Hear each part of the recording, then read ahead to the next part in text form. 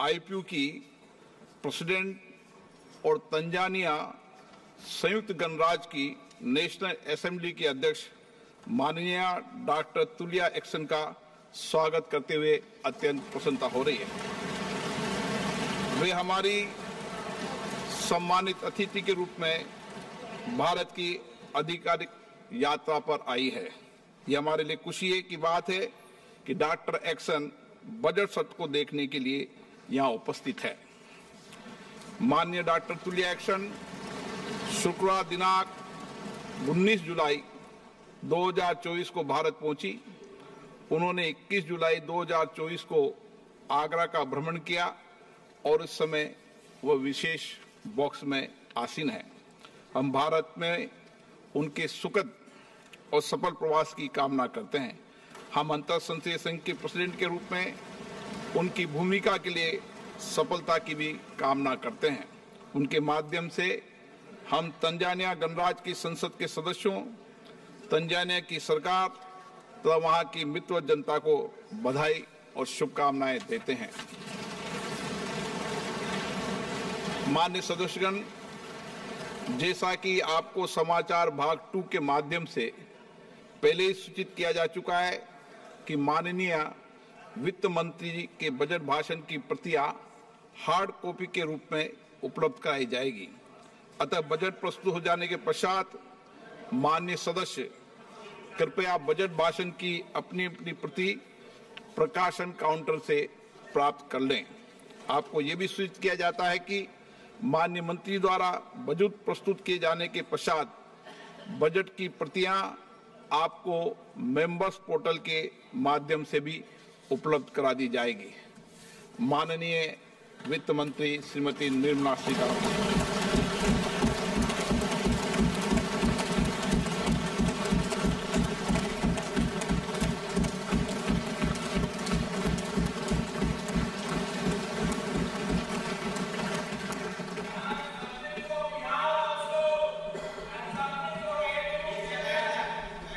Honorable Speaker, I present the budget for 24-25. Introduction. The people of India have reposed their faith in the government led by Honorable Prime Minister Shri Narendra Modi and re-elected it for a historic third term under his leadership.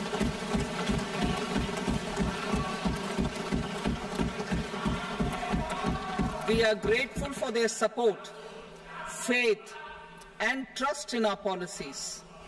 We are determined to ensure that all Indians, regardless of religion, caste, gender, and age, make substantial progress in realizing their life goals and aspirations. Global context. The global economy, while performing better than expected, is still in the grip of policy uncertainties. Elevated asset prices, political uncertainties, and shipping disruptions continue to pose significant downside risks for growth and upside risks to inflation. In this context, India's economic growth continues to be the shining exception and will remain so in the years ahead.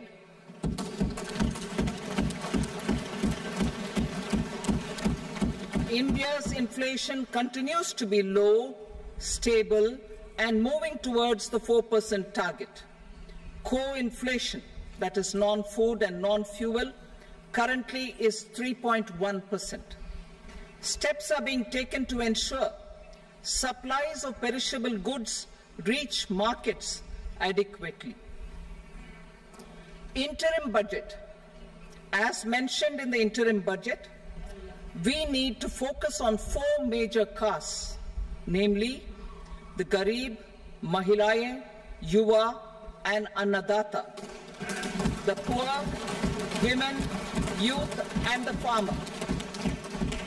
For Annadata, we announced higher minimum support prices a month ago for all major crops, delivering on the promise of at least a 50% margin over costs.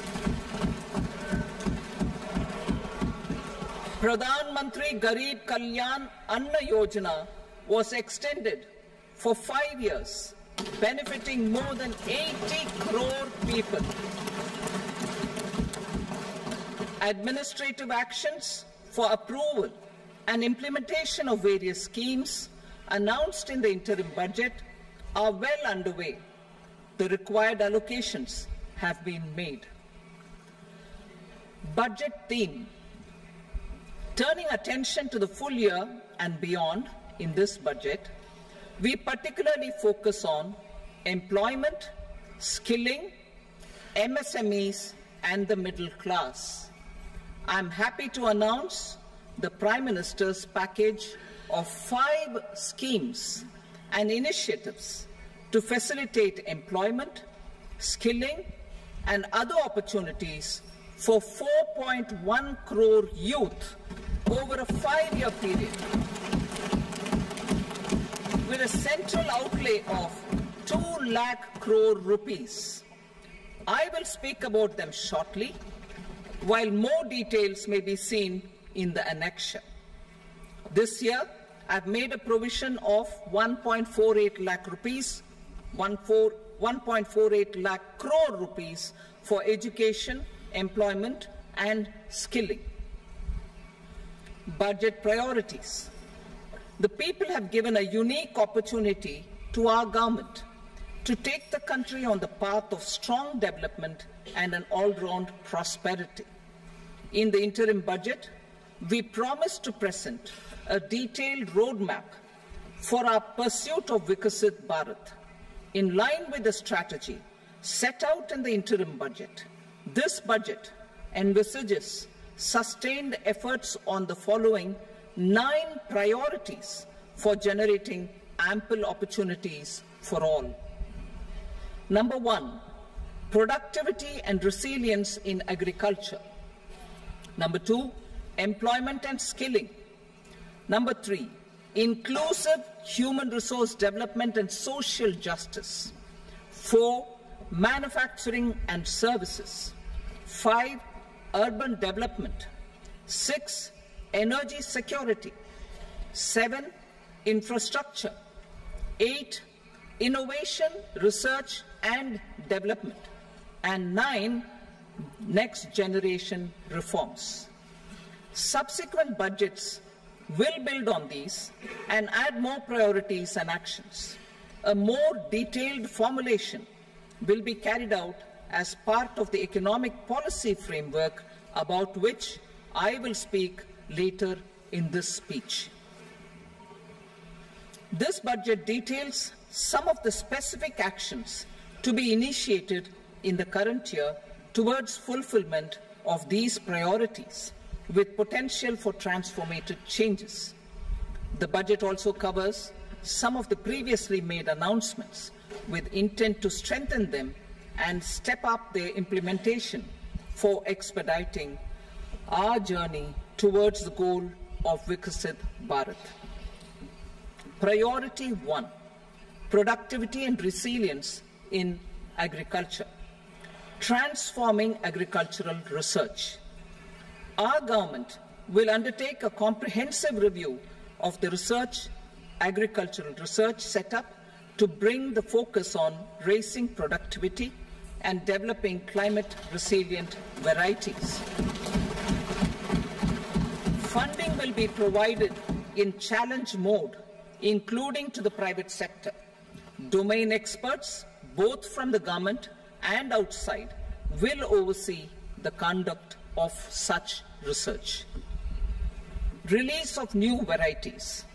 New 109 high-yielding and climate-resilient varieties of 32 field and horticultural crops will be released for cultivation by farmers. Natural farming. In the next 2 years, 1 crore farmers across the country will be initiated into natural farming, supported by certification and branding. Implementation will be through scientific institutions and willing gram panchayats. 10,000 need-based bio-input resource centers will be established. Missions for pulses and oilseeds. For achieving self-sufficiency in pulses and oilseeds, we will strengthen their production, storage, and marketing. As announced in the interim budget, a strategy is being put in place to achieve Atmanirbharta for oilseeds such as mustard, groundnut, sesame, soybean, and sunflower. Vegetable production and supply chains. Large-scale clusters for vegetable production will be developed closer to major consumption centers. We will promote farmer-producer organizations, cooperatives, and startups for vegetable supply chains, including for collection and storage and marketing. Digital public infrastructure for agriculture. Buoyed by the success of the pilot project, our government, in partnership with the states, will facilitate the implementation of the digital public infrastructure in agriculture for coverage of farmers and their lands in 3 years. During this year, digital crop survey for Kharif using the DPI will be taken up in 400 districts. The details of 6 crore farmers and their lands will be brought into the farmer and land registries. Further, the issuance of Jan Samarth-based Kisan credit cards will be enabled in 5 states. Shrimp production and export. Financial support for setting up a network of nucleus breeding centers for shrimp brood stocks will be provided. Financing for shrimp farming, processing, and export will be facilitated through NABARD. National Cooperation Policy. Our government will bring out a national cooperation policy for systematic, orderly, and all-round development of the cooperative sector, fast-tracking growth of rural economy and generation of employment opportunities on a large scale will be the policy goal. This year, I have made a provision of 1.52 lakh crore rupees for agriculture and allied sectors.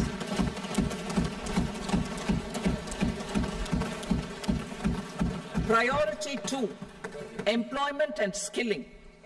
Employment-linked incentive. Our government will implement following 3 schemes for employment-linked incentive as part of the Prime Minister's package. These will be based on enrollment in the EPFO and focus on recognition of first-time employees and support to employees and employers. Scheme A, first-timers. This scheme will provide 1 month wage to all persons newly entering the workforce in all formal sectors.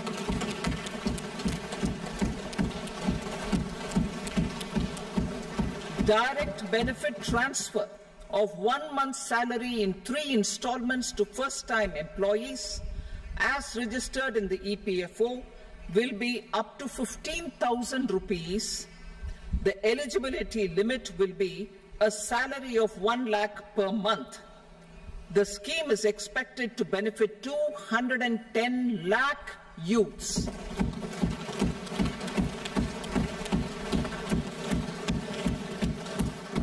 Scheme B, job creation in manufacturing.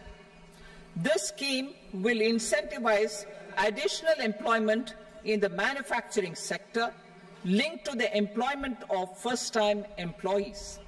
An incentive will be provided at specified scale directly both to the employee and the employer with respect to the EPFO contribution in the first 4 years of employment. The scheme is expected to benefit 30 lakh youth entering employment and their employers.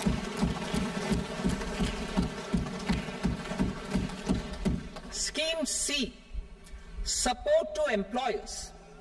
This employer-focused scheme will cover additional employment in all sectors.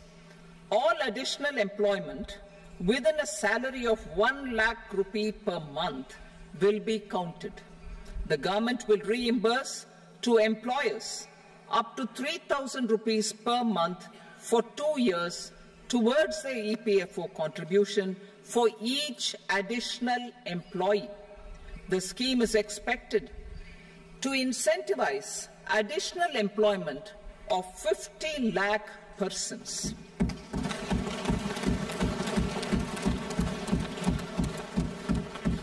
Participation of women in the workforce. We will facilitate higher participation of women in the workforce through setting up of working women hostels in collaboration with industry and establishing creches. In addition, the partnership will seek to organize women-specific skilling programs and promotion of market access for women SHG enterprises. Skilling program. I'm happy to announce a new centrally sponsored scheme as the 4th scheme under the Prime Minister's package for skilling in collaboration with state governments and industry. 20 lakh youth will be skilled over a 5-year period.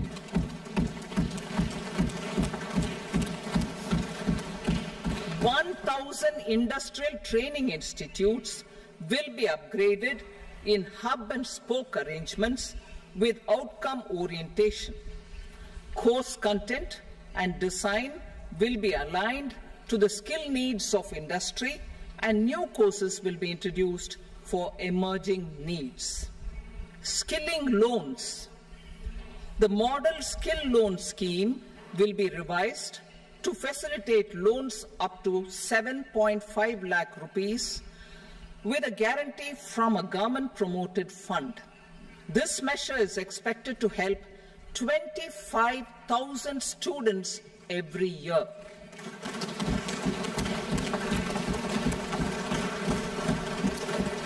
Education loans. For helping our youth who have not been eligible for any benefit under government schemes and policies, I am happy to announce a financial support for loans up to 10 lakh rupees for higher education in domestic institutions.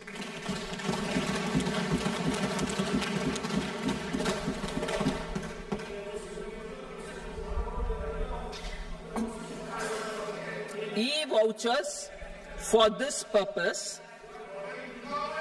E-vouchers for this purpose will be given directly to 1 lakh students every year for annual interest subvention of 3% of the loan amount.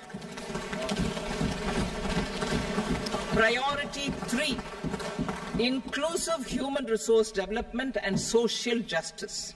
Saturation approach.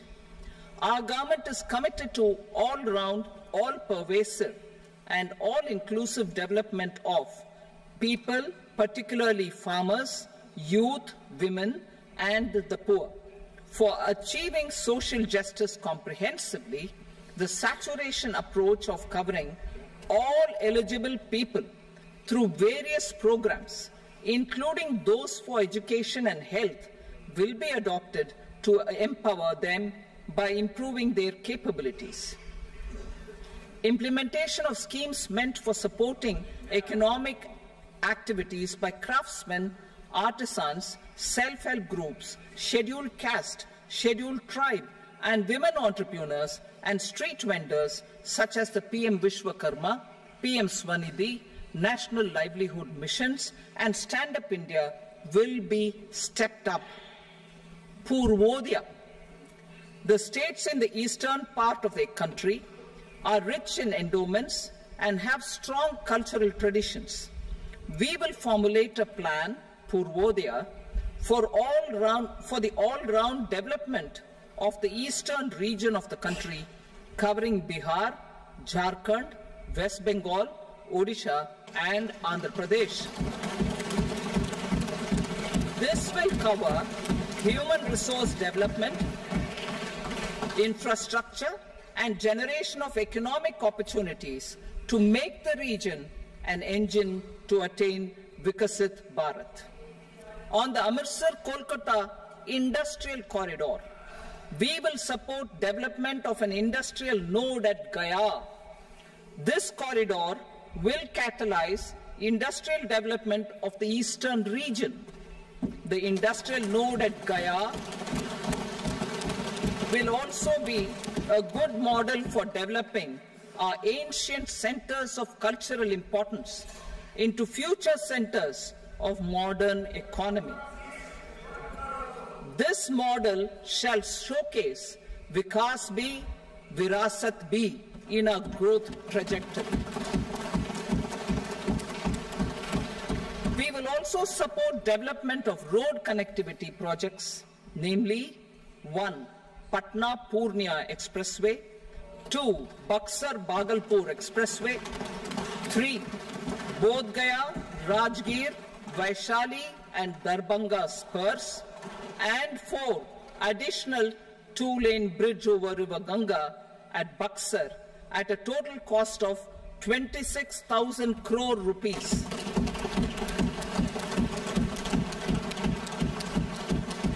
Power projects, including setting up of a new 2,400 megawatt power plant at Pir Painti, will be taken up at a cost of 21,400 crore rupees. New airports, medical colleges, and sports infrastructure in Bihar will be constructed. An additional allocation to support capital investments will be provided. The requests of Bihar government for external assistance from multilateral development banks will be expedited.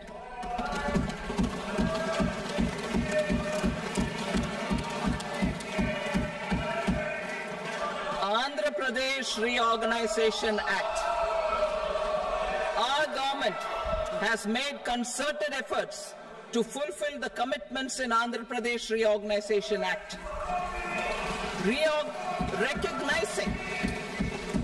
Recognizing the state's need for the capital, recognizing the state's need for a capital, we will facilitate special financial support through multilateral development agencies. In the current financial year, 15,000 crore rupees will be arranged with additional amounts in future years.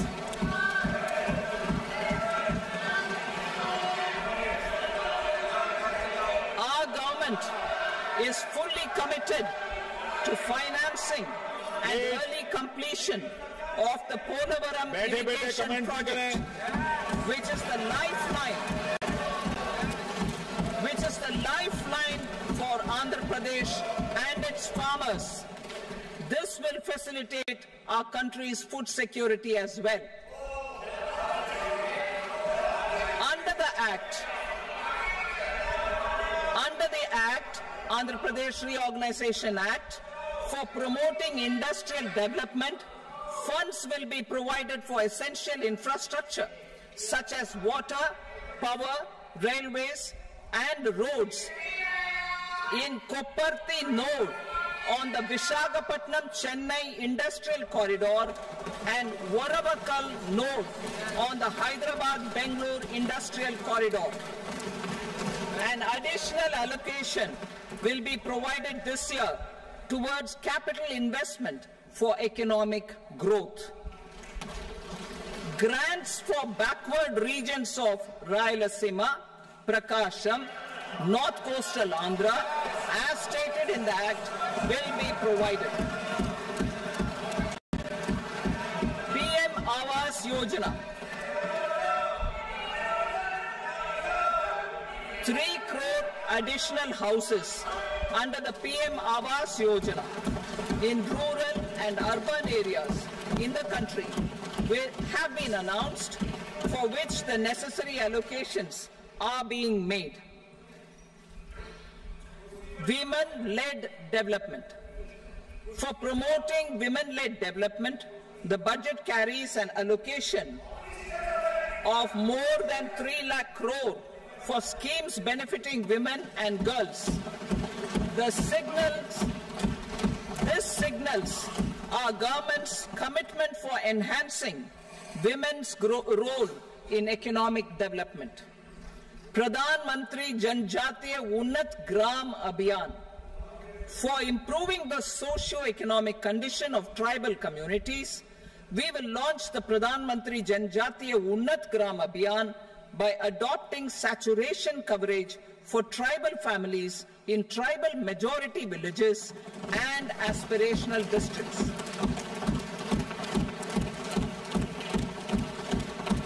This will cover 63,000 villages, benefiting 5 crore tribal people. Bank branches in northeastern region. More than 100 branches of India Post Payment Bank will be set up in the northeast region to expand the banking services. This year, I have made a provision of 2.66 lakh crore rupees for rural development, including rural infrastructure. Priority 4, manufacturing and services, support for promotion of MSMEs. This budget provides special attention to MSMEs and manufacturing, particularly labor-intensive manufacturing. We have formulated a package covering financing, regulatory changes, and technology support for MSMEs to help them grow and also compete globally, as mentioned in the interim budget. I am happy to announce the following specific measures. Credit guarantee scheme for MSMEs in the manufacturing sector. For facilitating term loans to MSMEs for purchase of machinery and equipment without collateral or third-party guarantee, a credit guarantee scheme will be introduced. The scheme will operate on pooling of credit risks of such MSMEs.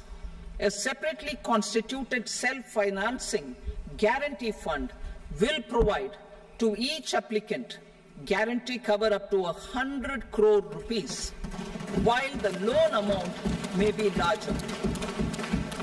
The borrower will have to provide an upfront guarantee fee and an annual guarantee fee on the reducing loan balance. New assessment model for MSME credit. Public sector banks will build their own in-house capability to assess MSMEs for credit instead of relying on external assessment. They will also take a lead in developing or getting developed a new credit assessment model based on the scoring of digital footprints of the MSMEs in the economy. This is expected to be a significant improvement over the traditional assessment of credit eligibility based only on asset or turnover criteria. That will also cover MSMEs without a formal accounting system. Credit support to MSMEs during stress period. I'm happy to announce a new mechanism for facilitating continuation of bank credit to MSMEs during their stress period while being in special mention account, SMA stage, for reasons beyond their control. MSMEs need credit to continue their business and to avoid getting into the NPA stage. Credit availability will be supported through a guarantee from a government-promoted fund. Mudra loans. The limit of Mudra loans will be enhanced to 20 lakh from the current 10 lakh for those entrepreneurs who have availed and successfully repaid previous loans under the Tarun category. Enhanced scope for mandatory onboarding in TReDS. For facilitating MSMEs to unlock their working capital by converting their trade receivables into cash, I propose to reduce the turnover threshold of buyers for mandatory onboarding on the TReDS platform from rupees 500 crore to 250 crore rupees. This measure will bring 22 more CPSCs and 7,000 more companies onto the platform. Medium enterprises will also be included in the scope of the suppliers. SIDBI branches in MSME clusters. SIDBI will open new branches to expand its reach to serve all major MSME clusters within 3 years and provide direct credit to them. With the opening of 24 such branches this year, the service coverage will expand to 168 out of 242 major clusters. MSME units for food irradiation, quality and safety testing. Financial support for setting up of 50 multi-product food irradiation units in the MSME sector will be provided. Setting up of 100 food quality and safety testing labs with NABL accreditation will be facilitated. E-commerce export hubs to enable MSMEs and traditional artisans to sell their products in international markets. E-commerce export hubs will be set up in public-private partnership mode. These hubs, under a seamless regulatory and logistic framework, will facilitate trade and export-related services under one roof. Measures for promotion of manufacturing and services. Internship in top companies. As the fifth scheme under Prime Minister's package, our government will launch a comprehensive scheme for providing internship opportunities in 500 top companies to 1 crore youth in 5 years. They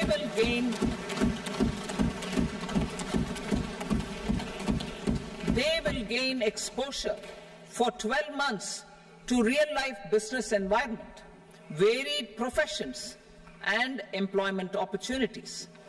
An internship allowance of 5,000 per month, 5,000 rupees per month, along with a one-time assistance of 6,000 rupees will be provided. Companies will be expected to bear the training cost and 10% of their internship cost from their CSR funds. Industrial parks. Our government will facilitate development of investment-ready, plug-and-play industrial parks with complete infrastructure in or near 100 cities in partnership with the states and private sector by better using town planning schemes.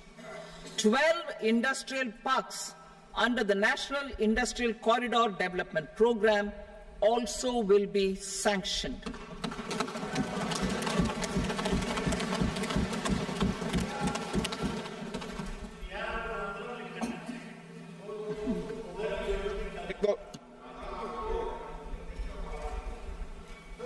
Veggie paper, no.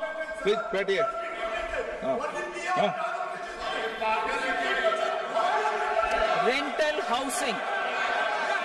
Rental housing with dormitory type accommodation for industrial workers will be, just 1 minute.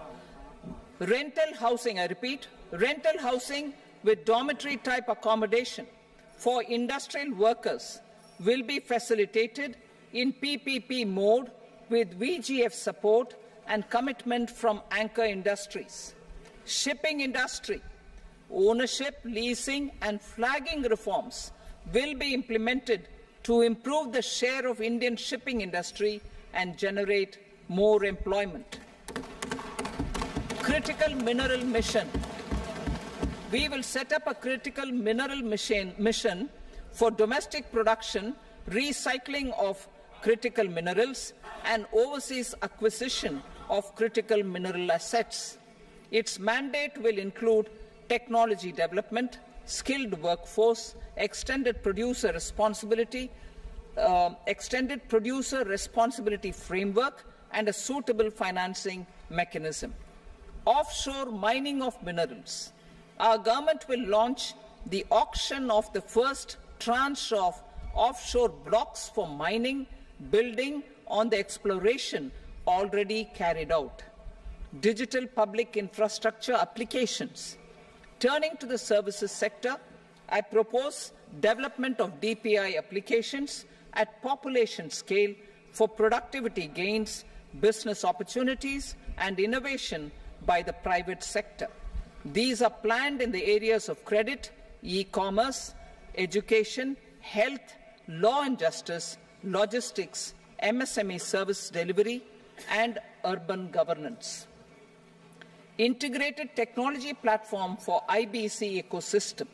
An integrated technology platform will be set up for improving the outcomes under the Insolvency Bankruptcy Code for achieving consistency, transparency, timely processing, and better oversight for all stakeholders. Voluntary closure of LLPs. The services of the Center for Processing Accelerated Corporate Exit, CPACE, will be extended for voluntary closure of LLPs to reduce the closure times. National Company Law Tribunals. The IBC has resolved more than 1,000 companies, resulting in direct recovery of 3.3 lakh crore to creditors. 3.3 lakh crore rupees to creditors. In addition, 28,000 cases involving over 10 lakh crore rupees have been disposed of even prior to admission. Appropriate changes to the IBC, reforms and strengthening of the tribunal and appellate tribunals will be initiated to speed up insolvency resolution. Additional tribunals will be established. Out of those, some will be notified to decide cases exclusively under the Companies Act. Debt recovery. Steps for reforming and strengthening debt recovery tribunals will be taken. Additional tribunals will be established to speed up recovery. Priority 5, urban development. Cities as growth hubs. Working with states, our government will facilitate development of cities as growth hubs. This will be achieved through economic and transit planning and orderly development of peri-urban areas utilizing town planning schemes. Creative redevelopment of cities. For creative brownfield redevelopment of existing cities with a transformative impact, our government will formulate a framework for enabling policies, market-based mechanisms, and regulation. Transit-oriented development. Transit-oriented development plans for 14 large cities with a population above 30 lakh will be formulated, along with an implementation and financing strategy. Urban housing. Under the PM Awas Yojana, Urban 2.0, housing needs of 1 crore urban poor and middle-class families will be addressed with an investment of 10 lakh crore rupees. This will include the central assistance of 2.2 lakh crore rupees in the next 5 years. A provision of interest subsidy to facilitate loans at affordable rates is also envisaged. In addition, enabling policies and regulations for efficient and transparent rental housing markets with enhanced availability will also be put in place. Water supply and sanitation. In partnership with state governments and multilateral development banks, we will promote water supply, sewage treatments, and solid waste management projects and services for 100 large cities through bankable projects. These projects will also envisage use of treated water for irrigation and filling up of tanks in nearby areas. Street markets. Building on the success of PM Swanidhi's scheme in transforming the lives of street vendors, our government envisions a scheme to support each year, over the next 5 years, the development of 100 weekly huts or street food hubs in select cities. Stamp duty. We will encourage states which continue to charge high stamp duty to moderate the rates for all and also consider further lowering duties for properties purchased by women. This reform will be made an essential component of urban development schemes. Priority 6, energy security, energy transition. In the interim budget, I had announced our strategy to sustain high and more resource-efficient economic growth, along with the energy security in terms of availability, accessibility, and affordability. We will bring out a policy document on appropriate energy transition pathways that balances the imperatives of employment, growth, and environmental sustainability. PM Surya Ghar Muft Bijli Yojana. PM Surya Ghar Muft Bijli Yojana. In line with the announcement in the interim budget,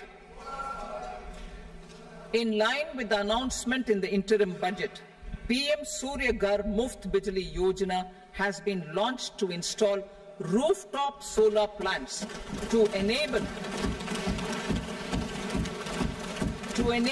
1 crore households obtain free electricity up to 300 units every month. The scheme has generated remarkable response with more than 1.28 crore registrations and 14 lakh applications, and we will further encourage it. Pumped storage policy. A policy for promoting pumped storage projects will be brought out for electricity storage and facilitating smooth integration of the growing share of renewable energy with its variable and intermittent nature in the overall energy mix. Research and development of small and modular nuclear reactors. Nuclear energy is expected to form a very significant part of the energy mix for Viksit Bharat. Towards that pursuit, our government will partner with the private sector for 1. Setting up Bharat Small Reactors, 2. Research and development of Bharat Small Modular Reactor, and 3. Research and development of newer technologies for nuclear energy. The R&D funding announced in the interim budget will be made available for this sector also. Advanced ultra supercritical thermal power plants. The development of indigenous technology for advanced ultra supercritical thermal power plants with much higher efficiency has been completed. A joint venture between NTPC and BHEL will set up a full-scale 800 megawatt commercial plant using AUSC technology. The government will provide the required fiscal support. Moving forward, development of indigenous capacity for the production of high-grade steel and other advanced metallurgy materials for these plants will result in strong spin-off benefits for the economy. Roadmap for hard-to-abate industries. a roadmap for moving the hard-to-abate industries from energy efficiency targets to emission targets will be formulated. Appropriate regulations for transition of these industries from the current perform, achieve and trade mode to Indian carbon market mode will be put in place. Support to traditional micro and small industries. An investment-grade energy audit of traditional micro and small industries in 60 clusters, including brass and ceramic, will be facilitated. Financial support will be provided for shifting them to cleaner forms of energy and implementation of energy efficiency measures. The scheme will be replicated in another 100 clusters in the next phase. Priority 7, infrastructure investment by central government. Significant investment the central government has made over the years in building and improving infrastructure has had a strong multiplier effect on the economy. We will endeavour to maintain strong fiscal support for infrastructure over the next 5 years in conjunction with imperatives of other priorities and fiscal consolidation. This year, I have provided 11,11,111 crore rupees for capital expenditure. This would be 3.4% of our GDP. Infrastructure investment by state governments. We will encourage states to provide support of similar scale for infrastructure, subject to their development priorities. A provision of 1.5 lakh crore rupees for long-term interest-free loans have been made this year also to support the states in their resource allocation. Private investment in infrastructure. Investment in infrastructure by private sector will be promoted through viability gap funding and enabling policies and regulations. A market-based financing framework will be brought out. Pradhan Mantri Gram Sadak Yojana. Phase 4 of the PMGSY will be launched to provide all-weather connectivity to 25,000 rural habitations, which have become eligible in view of their population increase. Irrigation and flood mitigation. Bihar has frequently suffered from floods, many of them originating outside the country. Plans to build flood control structures in Nepal are yet to progress. Our government, through the Accelerated Irrigation Benefit Program and other sources, will provide financial support for projects with estimated cost of 11,500 crore rupees, such as the Kosi-Michi intra-state link and 20 other ongoing and new schemes, including barrages, river pollution abatement and irrigation projects. In addition, survey and investigation of Kosi-related flood mitigation and irrigation projects will be undertaken.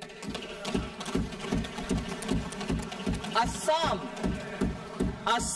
grapples with floods every year by the Brahmaputra River and its tributaries originating outside India. We will provide assistance to Assam for flood management and related projects.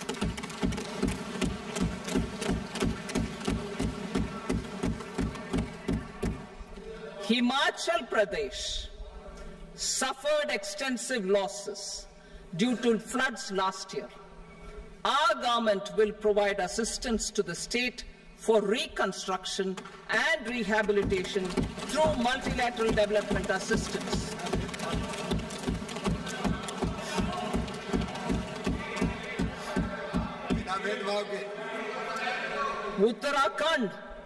Uttarakhand too suffered losses due to cloudbursts and massive landslides. We will provide assistance to the state.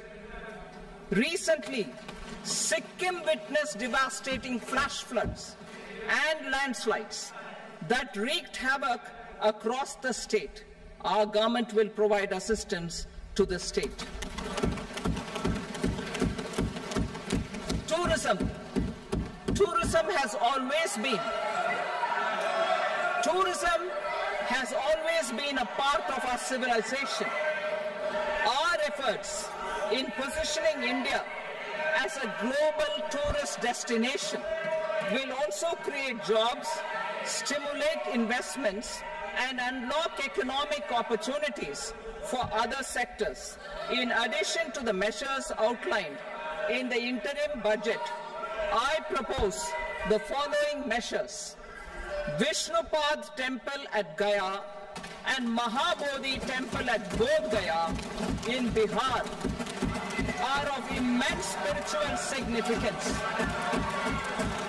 Comprehensive development of Vishnupad Temple Corridor and Mahabodhi Temple Corridor will be supported, modeled on the successful Kashi Vishwanath Temple Corridor to transform them into world-class pilgrim and tourist destinations.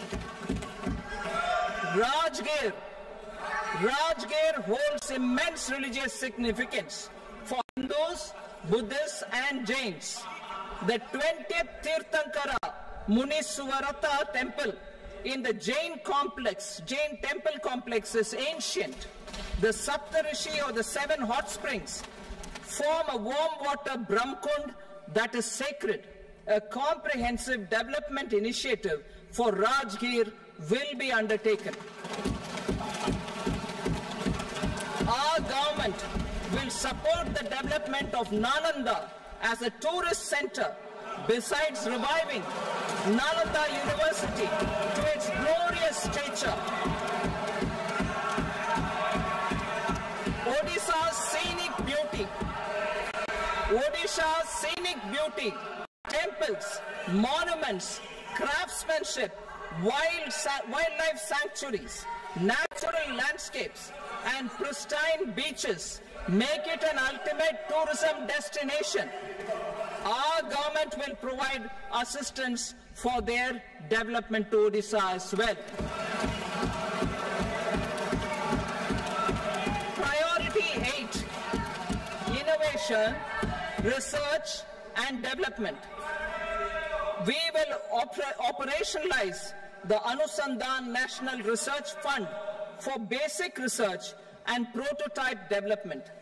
Further, we will set up a mechanism for spurring private sector-driven research and innovation at commercial scale with a financing pool of 1 lakh crore rupees in line with the announcement in the interim budget.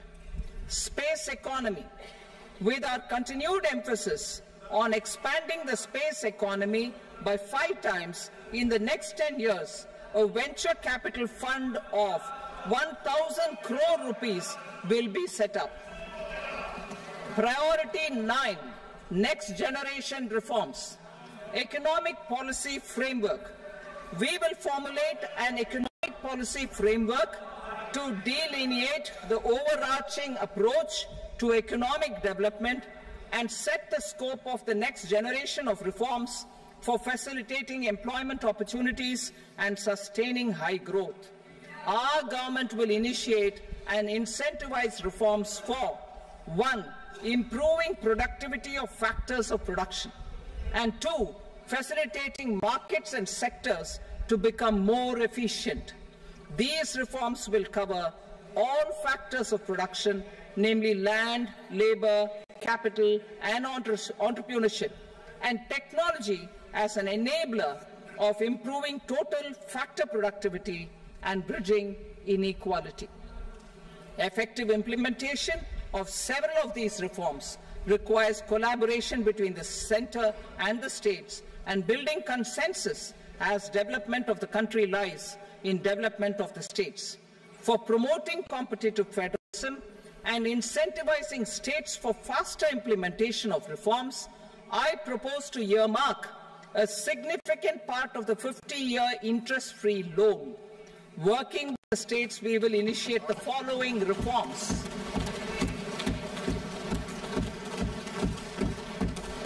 Land-related reforms and actions, both in the rural and urban areas, will cover land administration, will cover 1. Land administration, planning and management, and 2. Urban planning usage and building bylaws.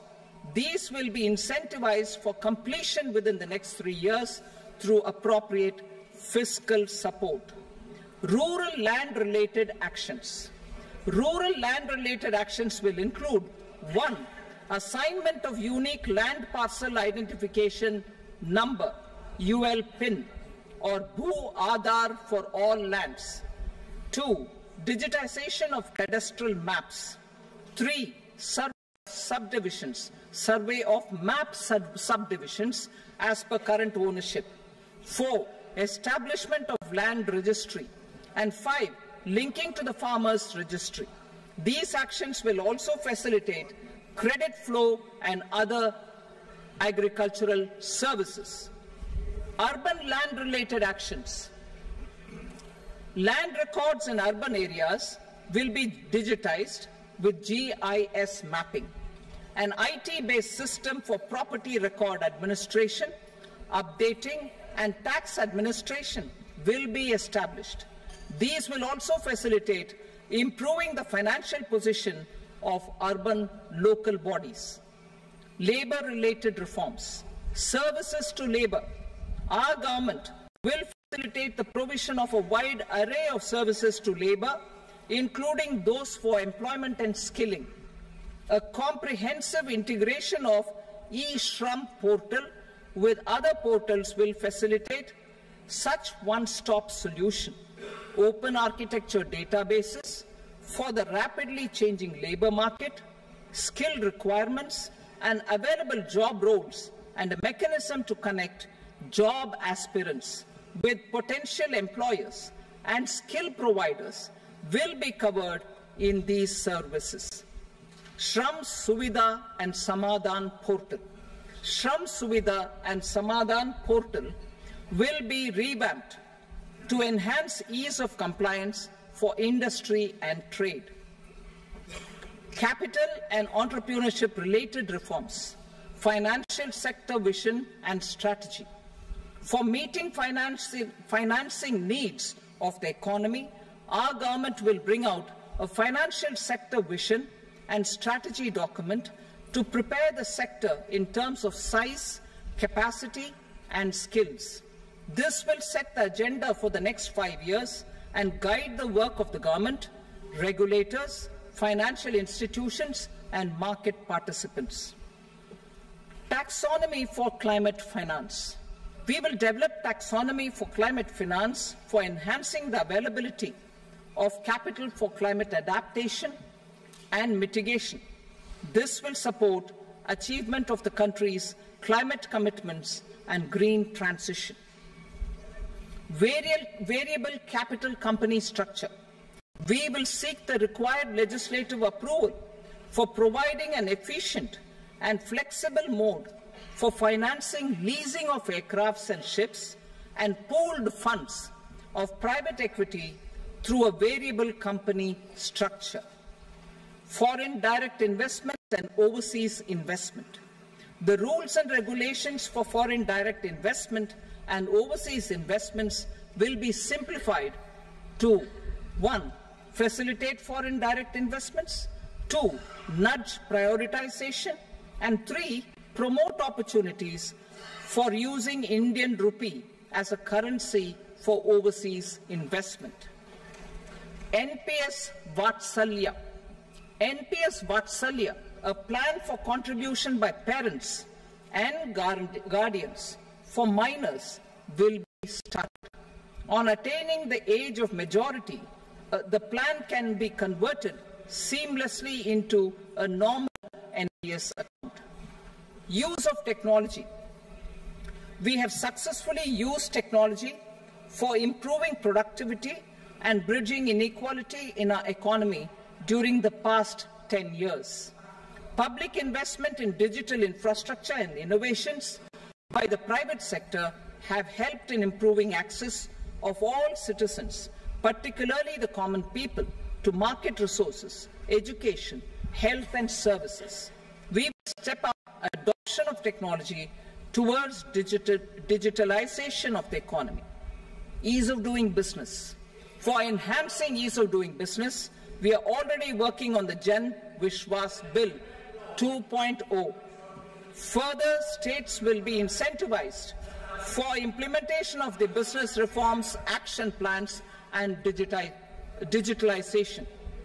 Data and statistics.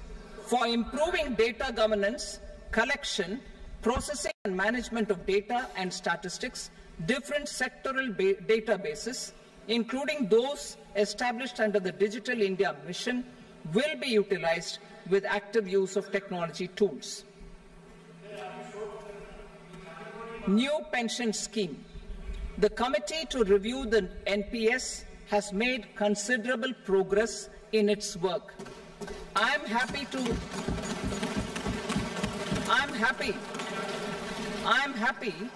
that the staff side of the National Council of the Joint Consultative Machinery for Central Government Employees has taken a constructive approach. A solution will be evolved which addresses the relevant issues while maintaining fiscal prudence to protect the common citizens. Budget estimates for 24-25. For the year 24-25, total receipts other than borrowings and the total expenditure are estimated at 32.07 lakh crore rupees and 48.21 lakh crore rupees respectively. The net tax receipts are estimated at 25.83 lakh crore rupees. The fiscal deficit is estimated at 4.9% of the GDP. The gross and the net market borrowings through dated securities during 24-25 are estimated at 14.01 lakh crore rupees and 11.63 lakh crore rupees respectively. Both will be less than that in 23-24. The fiscal consolidation path announced by me in 2021 has served our economy very well, and we aim to reach the deficit below 4.5% next year. The government is committed to staying the course. From 2026-27 onwards, our endeavour will be to keep the fiscal deficit each year such that the central government's debt will be on a declining path as percentage of GDP. I will now move to Part B.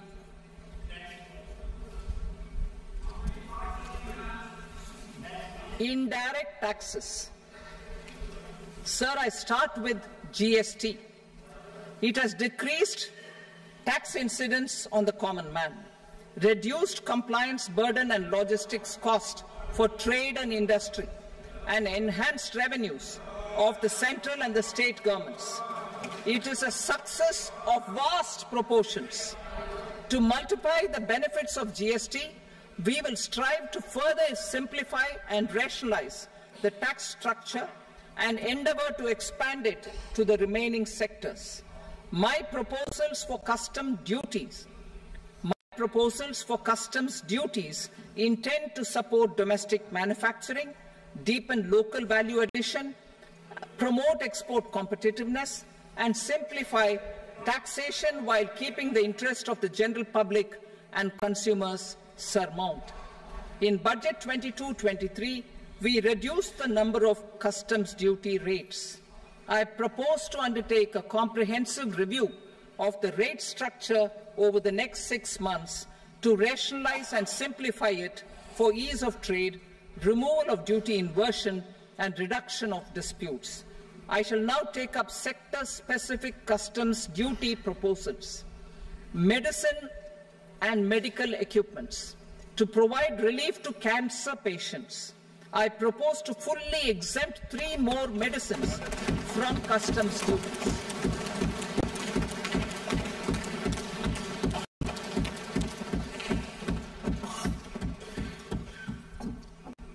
I also propose changes in the BCD on X-ray tubes and flat panel detectors for use in medical X-ray machines under the phased manufacturing program so as to synchronize them with the domestic capacity addition. Mobile phone and related parts. With a 3-fold increase in domestic production and almost a 100-fold jump in exports of mobile phones over the last 6 years, the Indian mobile industry has matured. In the interest of consumers, I now propose to reduce the BCD on mobile phone, mobile PCBA, and mobile charger to 15%. Critical minerals. Minerals such as lithium, copper, cobalt, and rare earth elements are critical for sectors like nuclear energy, renewable energy, space, defense, telecommunications, and high-tech electronics. I propose to fully exempt customs duties on 25 critical minerals and reduce BCD on 2 of them. This will provide a major fillip to the processing and refining of such minerals and help secure their availability for these strategic and important sectors. Solar energy. Energy transition is critical in the fight against climate change. To support energy transition, I propose to expand the list of exempted capital goods for use in the manufacture of solar cells and panels in the country. Further, in view of sufficient domestic manufacturing capacity of solar gas, glass and tinned copper interconnect, I propose not to extend the exemption of custom duties provided to them. Marine products. India's seafood exports in the last financial year touched an all-time high of more than 60,000 crores of rupees. Frozen shrimp accounted for about 2/3 of these exports. To enhance their competitiveness, I propose to reduce BCD on certain broodstock, polychaete worms, shrimp, and fish feed to 5%. I also propose to exempt customs duty on various inputs for manufacture of shrimp and fish feed. Leather and textile. Similarly, to enhance the competitiveness of exports in the leather and textile sectors, I propose to reduce BCD on real down-filling material from duck or goose. I am also making additions to the list of exempted goods for manufacture of leather and textile garments, footwear, and other leather articles for export. To rectify inversion in duty, I propose to reduce BCD subject to conditions on methylene diphenyl diisocyanate, MDI, for manufacture of spandex yarn from 7.5 to 5%. Furthermore, the export duty structure on raw hides, skin, and leather is proposed to be simplified and rationalized. Precious metals. To enhance domestic value addition in gold and precious metal jewelry in the country, I propose to reduce customs duties on gold and silver to 6% and that of platinum to 6.4%. Other metals. Steel and copper are important raw materials. To reduce their cost of production, I propose to remove the BCD on ferronickel and blister copper. I am also continuing with nil BCD on ferrous scrap and nickel cathode and concessional BCD of 2.5% on copper scrap. Electronics. To increase value addition in the domestic electronics industry, I propose to remove the BCD subject to conditions on oxygen-free copper for manufacture of resistors. I also propose to exempt certain parts for manufacture of connectors. Chemicals and petrochemicals. To support existing and new capacities in the pipeline, I propose to increase the BCD on ammonium nitrate from 7.5% to 10%. Plastics. PVC flex banners are non-biodegradable and hazardous for environment and health. To curb their imports, I propose to raise the BCD on them from 10 to 25%. Telecommunication equipment. To incentivize domestic manufacturing, I propose to increase the BCD from 10 to 15% on PCBA of specified telecom equipment. Trade facilitation. To promote domestic aviation and boat and ship MRO, I propose to extend the period for export of goods imported for repairs from 6 months to 1 year. I'll read that again. To promote domestic aviation and boat and ship maintenance, repair and operations, I propose to extend the period for export of goods imported for repairs from 6 months to 1 year. In the same vein, I propose to extend the time limit for re-import of goods for repairs under warranty from 3 to 5 years. I now move to direct taxes. We will continue our efforts to simplify taxes, improve taxpayer services, provide tax certainty, and reduce litigation while enhancing revenues for funding the development and welfare schemes of the government. It has been our endeavour to simplify taxation. We have taken a number of measures in the last few years, including introduction of simplified tax regimes without exemptions and deductions for corporate tax and for personal income tax. This has been appreciated by taxpayers. 58% of corporate tax came from the simplified tax regime in the financial year 22-23. Similarly, as per data available till now, for the last fiscal, more than 2/3 have availed the new personal income tax regime. Comprehensive review of the Income Tax Act. I am now announcing a comprehensive review of the Income Tax Act 1961. The purpose is to make the Act concise, lucid, easy to read and understand. This will reduce disputes and litigation, thereby providing tax certainty to the taxpayers. I will also bring down the demand embroiled in litigation. It is proposed to be completed in 6 months. A beginning is being made in the Finance Bill by simplifying the tax regime for charities, TDS rate structures, provisions of reassessment and such provisions, and capital gains taxation. Simplification for charities and TDS. Two tax exemption regimes. The two tax exemption regimes for charities are proposed to be merged into one.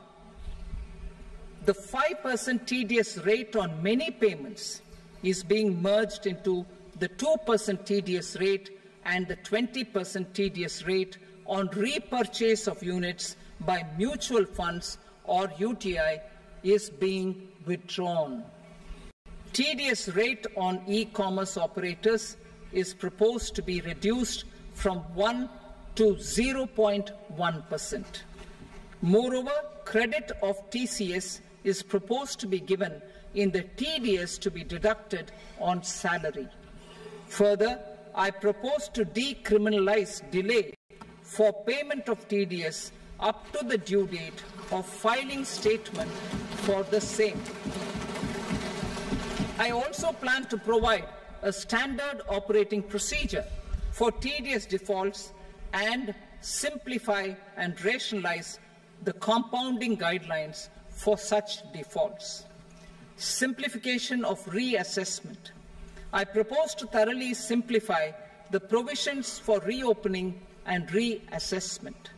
An assessment hereinafter can be reopened beyond 3 years from the end of the assessment year only if the escaped income is 50 lakh rupees or more, up to a maximum period of 5 years from the end of the assessment year.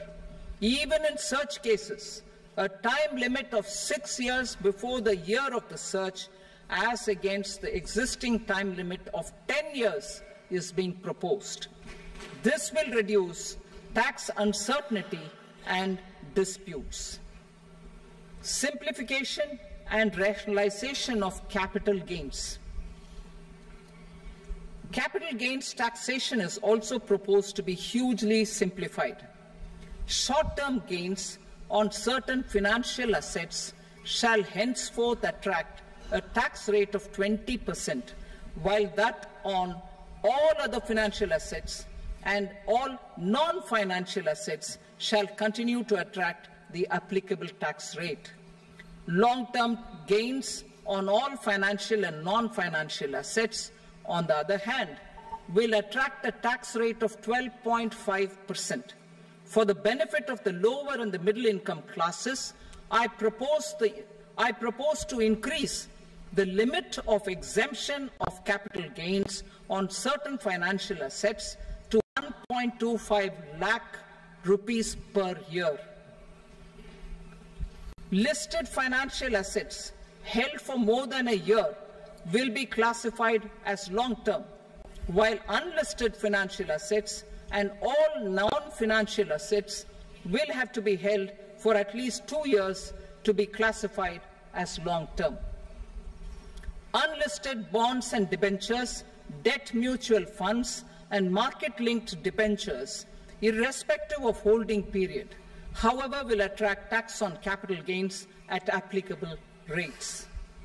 Taxpayer services. All the major taxpayer services under GST and most services under customs and income tax have been digitalized.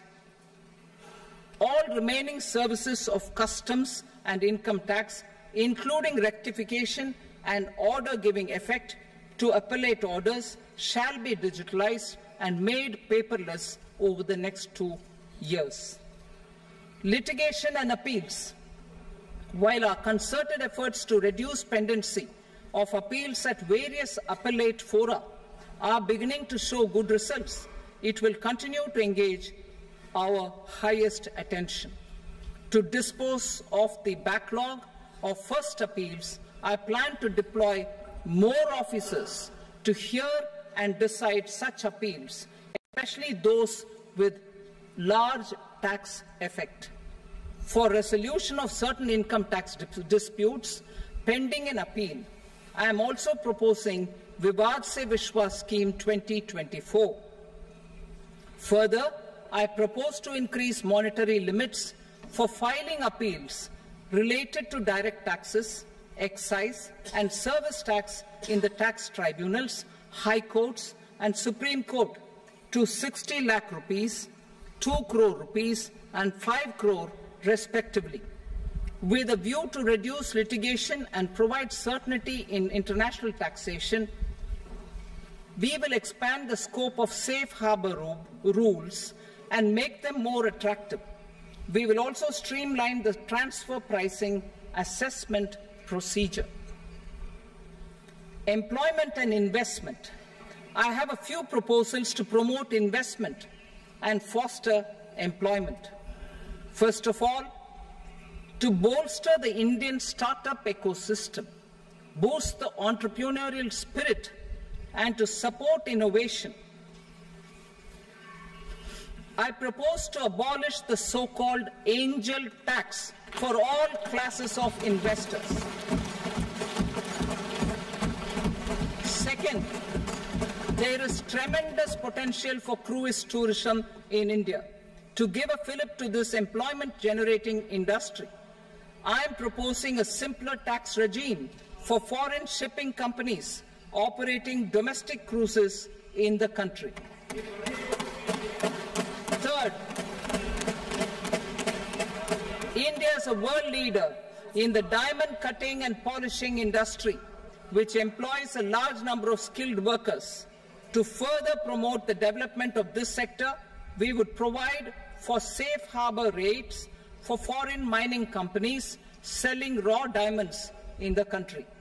Fourth, to attract foreign capital for our development needs, I propose to reduce the corporate tax rate on foreign companies from 40 to 35%. Deepening the tax base. I have a couple of proposals for deepening the tax base. First, security transaction tax on futures and options of securities is proposed to be increased to 0.02% and 0.1% respectively. Second, for reasons of equity, I propose to tax income received on buyback of shares in the hands of recipients. Other proposals. To improve social security benefits, deduction of expenditure by employers towards NPS is proposed to be increased from 10 to 14% of the employee's salary.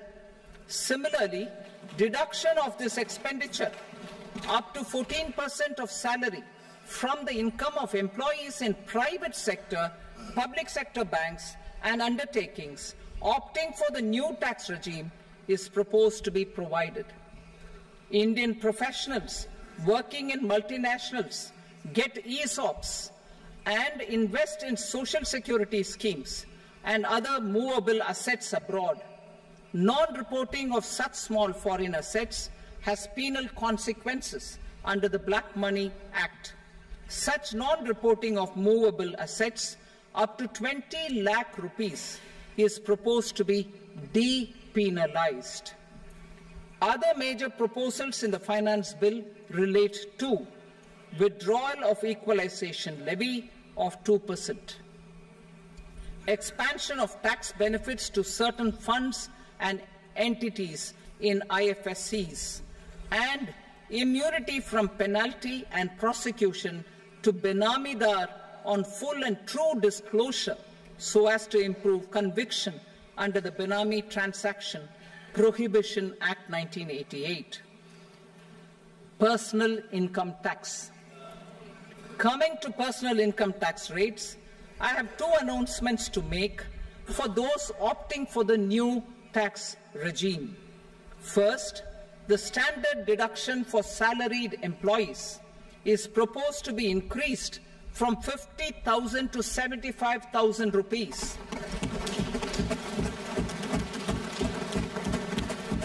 Similarly, deduction on family pension for pensioners is proposed to be enhanced from 15,000 to 25,000 rupees. This will provide relief to about 4 crore salaried individuals and pensioners.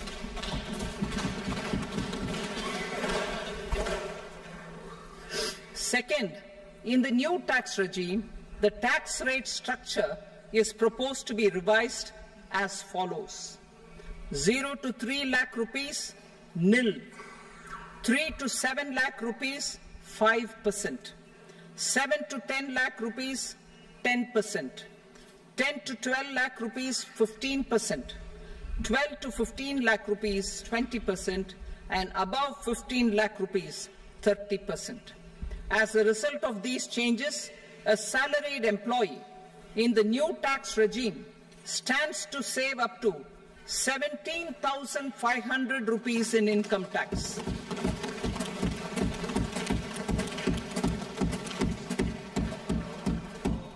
Apart from these, I am also making some other changes as given in the annexure.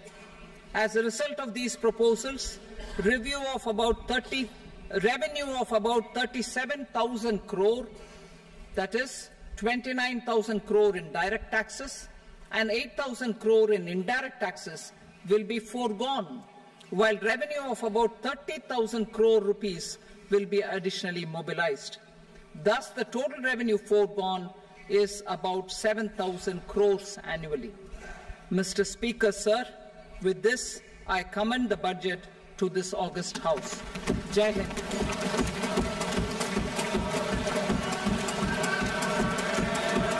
Item number 2. Item number 2.